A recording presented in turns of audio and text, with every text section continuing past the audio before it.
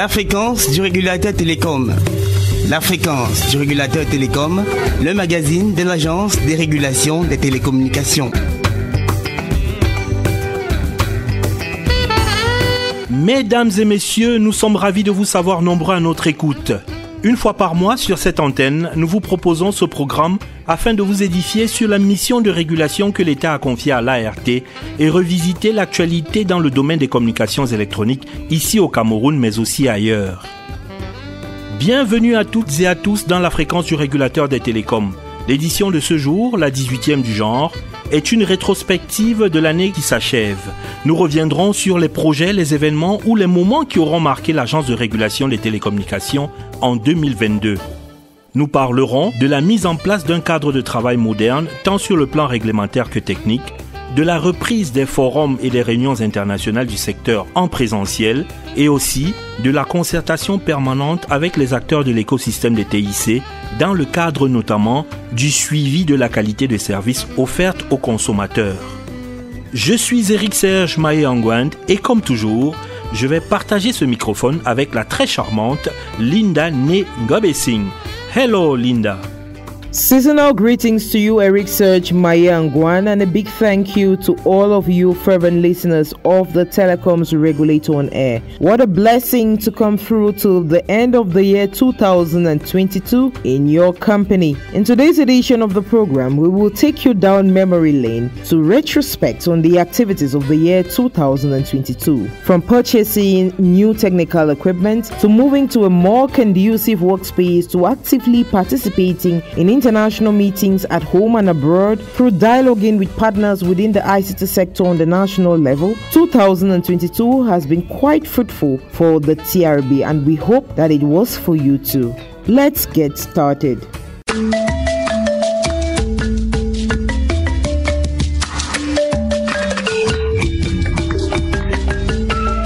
L'ART est engagée depuis 2 ans dans une profonde réforme, subséquente au décret présidentiel du 3 décembre 2020 portant réorganisation et fonctionnement de l'Agence de régulation des télécommunications.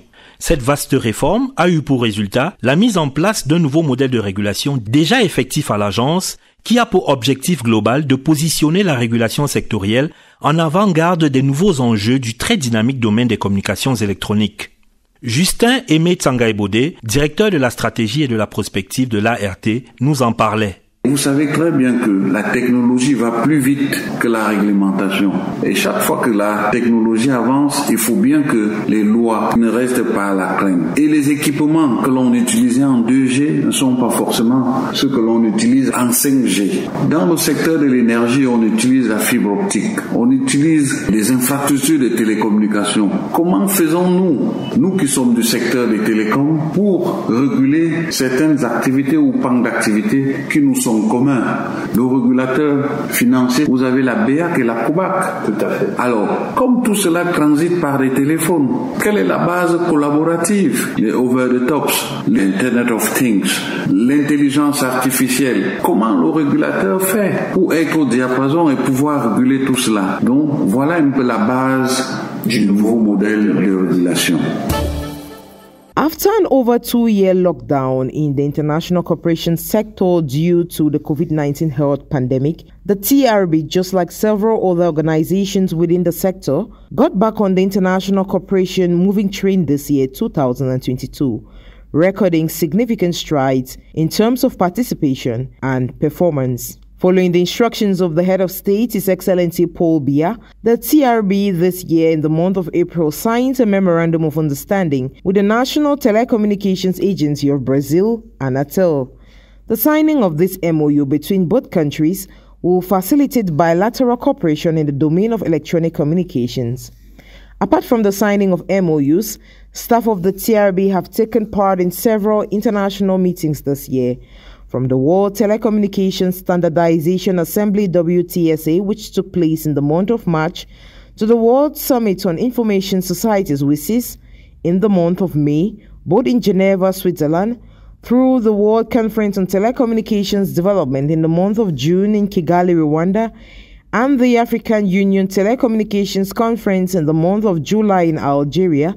The TRB staff were part of all these preparatory meetings, organized as a prelude to the International Telecommunications Union Plenipotentiary Conference, which took place in Bucharest, Romania in the month of September and October 2022.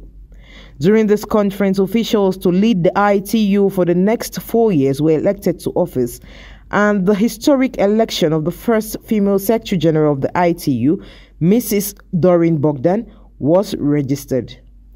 For 3 weeks, TRB staff took part in committee meetings to set up the strategic and financial plan of the ITU for the next 4 years.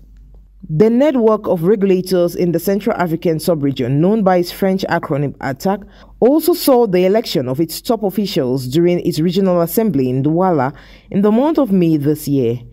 During this conference, TRB's Director of Communications, Mrs. Bernice Outier, was appointed Permanent Secretary of ATTAC for a 4-year mandate. A delegation from the TRB led by the Director General, Professor Philemon Zozam, also took part in the 7th Ordinary Session of ATTAC in Libreville, Gabon, early this December. Discussions centered around the implementation of free roaming at a reduced cost within the sub-region, amongst other managerial issues pertaining to the organization. In the same light, the Director General also led a delegation from the telecommunications sector to the 20th annual meeting of the Francophone Telecommunications Regulation Network, FRATEL, which took place in the month of November in the Republic of Mauritius. The FRATEL meeting, which is organized every year, aims to deal with issues plaguing the telecommunications sector, but also to allow leaders to find beneficial strategies for the member states of the network. Some of these international meetings also took place online, like the Executive Committee meeting of the Commonwealth Telecommunications Organization, CTO, the Liaison Officer meeting, and the CTO Forum, all organized to discuss a new charter for the CTO. It goes without saying, therefore, that in 2022, the TRB was poised to contribute in bridging the digital divide and revolutionizing the ICT sector through international cooperation, and 2023 promises to be even better. Dans le cadre de la modernisation de l'agence, plusieurs projets importants et impactants ont été lancés courant 2022, parmi lesquels la mise en place d'un logiciel de gestion intégré ERP qui va assurer l'automatisation des activités de l'agence ainsi que la digitalisation de l'immeuble siège, un bâtiment baptisé Immeuble Platinum que les services centraux de la Direction générale de l'ART occupent depuis le mois d'avril 2022. Et nous pouvons également noter l'installation d'un centre de supervision du trafic national on-net off-net, international entrant-sortant et des opérations de transfert de mobile money. Et afin de réglementer ces activités, en juin 2022, le conseil d'administration a adopté un plan stratégique triennal 2022-2025. Adeline Manga, sous-directrice de la prospective et de la planification stratégique. C'est le premier plan stratégique de l'ART depuis sa création en 1998. C'est un document qui va contribuer à la mise en œuvre des cadres nationaux de planification, notamment la vision de développement du Cameroun à l'horizon 2035, la stratégie de développement de l'économie numérique, la stratégie nationale de développement 2020-2030 qu'on appelle la SND 30 et le plan stratégique Cameroun numérique 2020. Aussi, sa mise en œuvre qui a été programmée sur la période 2022-2025 va permettre à l'ART de relever le défi d'une régulation efficace du secteur qui est propice à l'accélération du développement de l'économie numérique et à la satisfaction des consommateurs. Avec Eric Blaise Memoun, directeur des finances de l'ART, nous évoquions le manuel synthétisant les procédures administratives, techniques, financières, budgétaires et comptables de l'ART.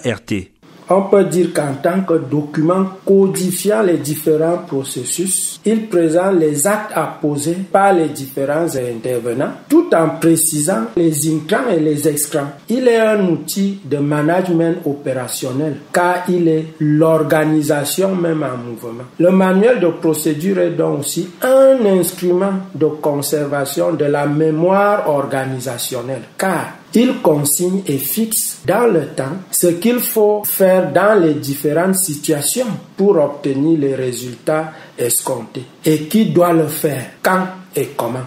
Enfin, on peut dire que le manuel de procédure est un outil de contrôle. La vocation du nouveau manuel de procédure de l'ART est donc de rendre son fonctionnement encore plus fluide, plus opérationnel et plus traçable grâce aux caractéristiques énumérées plus haut. Au cours de l'année 2022, l'une des préoccupations majeures des consommateurs aura été la qualité de service qui leur est offerte, jugée défaillante par plusieurs observateurs. L'ART a procédé au renforcement de ses plateformes techniques pour le contrôle du spectre, la couverture et la qualité de service. L'agence a également initié ou pris part à une série de concertations avec les acteurs du secteur afin de trouver des réponses idoines aux problèmes rencontrés. Tout récemment, lors d'un atelier présidé par la ministre des Postes et Télécommunications, Minette Libom-Lilikeng, le directeur général de l'ART, le professeur Philemon Zozam, a révélé que les contrôles techniques menés par l'ART ont conduit à des mises en demeure et, dans certains cas, à des sanctions pécuniaires infligées aux opérateurs concessionnaires de l'ordre de dizaines de milliards de francs CFA.